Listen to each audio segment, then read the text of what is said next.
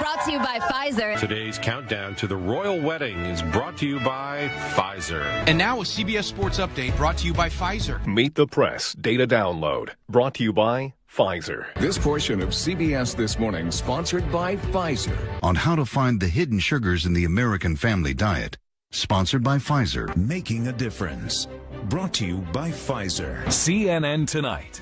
Brought to you by Pfizer. Early Start.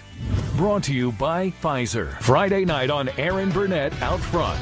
Brought to you by Pfizer. This Week with George Stephanopoulos is brought to you by Pfizer.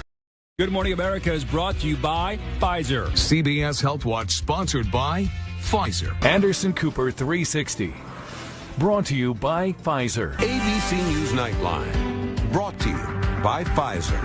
Authoritarians posing as physicians are demanding that certain classes of Americans must be prohibited from traveling within their own country. The administration missed a big opportunity this week to tell the American people that we're going to mandate vaccination for air travel in the United States.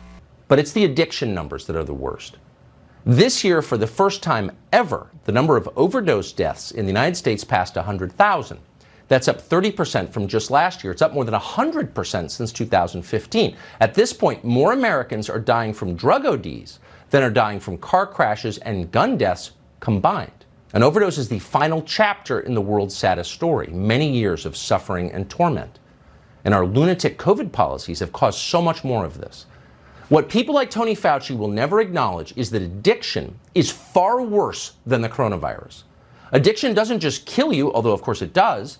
Addiction degrades you and destroys the people around you, the very people you love the most. Any sane person would rather die of COVID tonight than spend the next decade addicted to drugs and alcohol. Ask anyone who has been.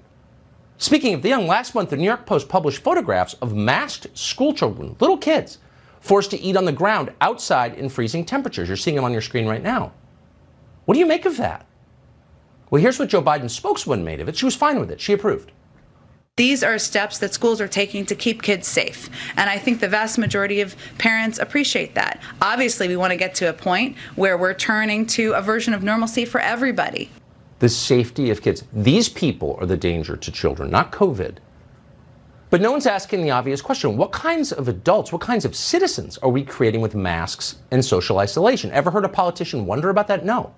Instead, it's full speed ahead in the other direction. Damn the destruction it causes.